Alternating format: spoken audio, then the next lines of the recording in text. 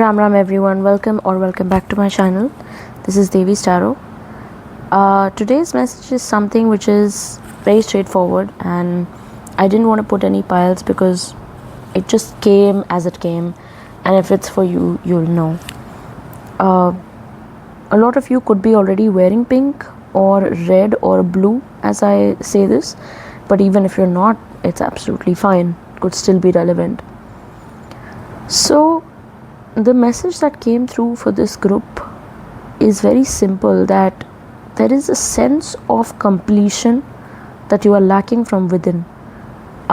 Your body and your being does not realize that it's complete from within. It's self-sufficient, and not just self-sufficient, but also like your relationship with yourself is not one where you believe that you are complete, that you are a person of your own, and that you don't need anybody or anything to be happy, and most importantly anything. And with this group, I think there's some person or some mess or some professional achievement or some sort of an award or some sort of a career milestone or professionally like some achievement or something, or a romantic relationship.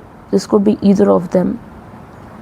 You have not succeeded in it, like some sort of an exam. I feel like a lot of people that I'm speaking to have not cleared the exams that they were giving. It could be any kind of an exam. You guys could have not cleared that particular exam and you were very attached to clearing it, but you guys need to realize that your value as a person does not only does your value not come from achievements, but that you are so much more than the things you are not able to accomplish in your life, and that you need to see a lot of these dreams as also desires, and that passing desires. Sometimes some desires stick with us and they stay with us for the rest of our life if they are unfulfilled, and we also end up imposing them upon our children in the future when we can't achieve them. And sometimes with time we learn that something is not for us, but we don't learn that something is not for us until and unless we realize that our life is supposed to serve us. Our life is not happening to us, it's happening for us. And being able to live is itself a privilege. And for you to realize that your life is your experience, and that there is no rush, no need, no qualifier, no eligibility, and no, I'd say, standard that you need to meet in order to be able to live your life or enjoy your life.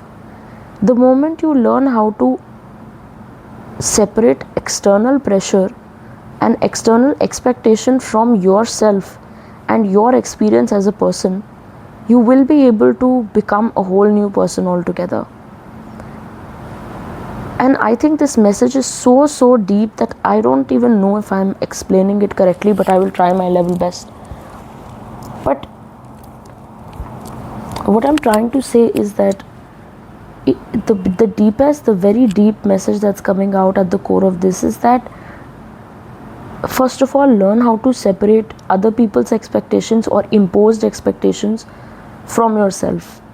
If you are feeling like a failure, or if you are feeling like you have not succeeded at something, then you need to take a step back and realize by whose standard you are making that judgment. By whose standard are you concluding that you have failed? By whose standard are you concluding that you did not succeed at this, or that you should have succeeded at it?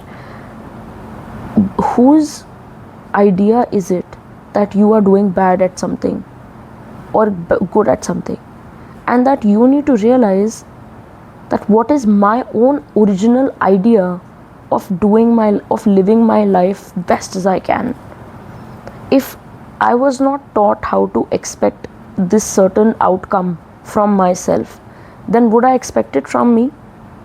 Is this dream that I'm carrying, or this standard that I have set, is it mine, or was it imposed on me? It could be an imposition from people, from partners, from family members, and this is going more towards your career. It could also be about your relationship, that what were you taught to expect from your relationships, or what were you taught to accept in your relationships. What kind of behavior were you taught to accept in your relationships, even though it doesn't sit well with you? Like you need to go deep and dive deep into the ocean of your own being and realize that what are the things that you as a human being like or don't like your individual power is missing right now. Your individual sense of direction is missing, and not just direction, but your individual power as a human being, of your own preferences, of your own desires, of your own mental clarity, where you realize that what do I want as a person? What am I wanting for myself? If I was not told that I should, say, like this kind of a person, would I like them? If I was not taught that it's this kind of a job that's great for me, would I ever want to do it? And you have a lot to discover about yourself as you dive deeper within the ocean of your own being. Like I keep seeing that there's a really vast ocean, and that at the bottom of it there's a pearl. And maybe for some people, you guys are either worshipping Mother Aphrodite, or you guys are very close, you guys really like pearls. Maybe some people really like pearls. Or I'm also seeing that maybe at some point of time you have had thoughts about unaliving yourself or ending your life. Possibly it is possible that some people in this group have had thoughts about ending their own life, and these people have, like, you guys really crave nourishment of the soul, like a very nourishing motherly energy that is missing from your life. And honestly speaking, there are different kinds of goddesses, there are different kinds of mothers in this world. A lot of times we need to worship different kinds of goddesses, because at the end of the day they are different Shaktis, and we need to connect with gentler Devis at some point in our journey, sometimes, for even if it's for short periods of time, to be able to give our soul the relief that it needs from the chaos that is ensuing everywhere. So there is no harm in wanting to worship Devi Lakshmi also, but you must realize that there is a very long journey that you have to take from within. And this very long journey is going to begin when you delve deep into the things that you have been suppressing. You have been suppressing and boxing away a lot of pains and troubles. A lot of you could be taking a flight also. I don't know why I heard that. Some of you could be taking a flight or traveling either to your own country or outside of your country, or like planning to take a flight maybe. And a lot of you want to go to Italy also. I don't know why I heard that, but yeah. Or you going to Italy maybe. Some people who are listening to this are already going to Italy or Europe in general. But the truth is that at the end of the day, you are wanting peace that is not going to come until and unless you realize what you are wanting from within. And this is a journey that no one can undertake for you. You'll have to deep dive. You have to deep dive repeatedly, constantly from within, and there are some very effective ways to do that. First of all, journaling really works, really helps. Second, having a mental conversation with any of your devatas. And when I say mental conversation, I'm not saying that you should assume what they would answer and assume how they would answer. That's delusion. Don't engage in any of it. Have a one-sided conversation. Tell whatever you want to tell. And maybe as you're speaking, you'll realize a few things about yourself. The other is probably talking to a friend. If you don't feel like you have the right people around you to talk about it, then the best way is to talk to a piece of paper with a pen. That's the best idea. Another thing is meditation, but I think most people are too mentally exhausted and unfocused to be able to meditate properly and actually achieve what we are wanting to achieve. So the objective is not to impose an even harder activity onto ourselves, but to simply just find a way that channelizes what we're thinking. You could also just do art. Maybe you could just do art that expresses yourself for you. You don't have to create that art for anyone else to see. You don't have to create that art by any standard or to please anybody. Just have to paint, or maybe just draw, or maybe just let out whatever you're thinking. Even if it's a very bad doodle, even if it's a very symmetrical doodle, even if it's a very terrible mismatched set of colors, whatever it is, just let it out. Another thing I'm hearing is that you must iron your clothes before you wear them. Please don't wear crinkled clothes, and please don't look shabby in public. And please learn how to take care of your clothes as well. Like, learn how to fold them and store them properly, and keep your space as decluttered and clean as you possibly can. And try to honor your space with more of incense, or probably some perfumes. That would be really nice, and that would help you really well in your journey. Another thing I want to say is that if you have access to a shivling around your house, please do offer water to Sri Shiva as much as you can. You don't have to fix days, you don't have to fix times. Whatever is possible, whenever it's possible, please do it. And try to sit with the sky as well.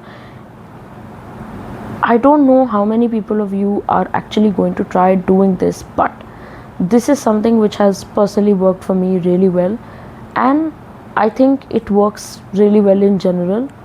And it is that if you can, maybe go to your, once a day, just go to your terrace or go outside where you can see the sky, look up in the sky and just talk to the sky and say that whatever good energies are listening to me, my ancestors who are listening to me, my devtas who are listening to me, I'm having this problem, and I really need it solved, and I really need help.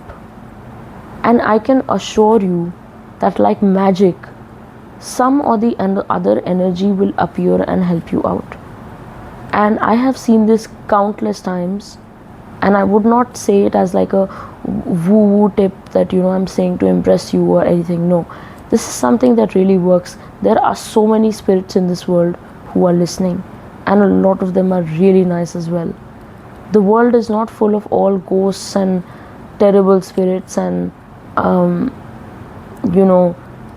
things that are out to haunt us. There are good spirits as well, and they are listening. A lot of times they are our own ancestors, a lot of times they are not our ancestors, they are purely human spirits. A lot of times those spirits have never taken birth altogether, but they are entities, and they are good entities. There are gurus, there are our own ancestors who are listening, and there are devatas. So there are so many good sources of energy out there in the universe who are listening to us.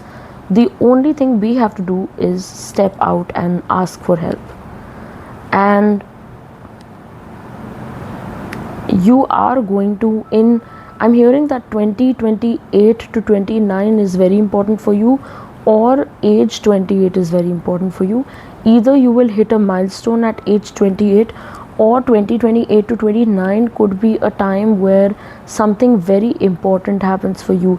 Maybe you will clear an exam, maybe you will get married, like some pending task in your life is going to happen in 2028 or 29, and that's like a date that has come up.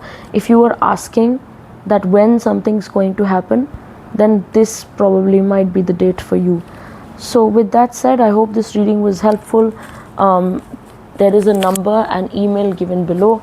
If you want to reach out for readings, you are free to reach out on that number, or the email given below, and I will respond as soon as I can.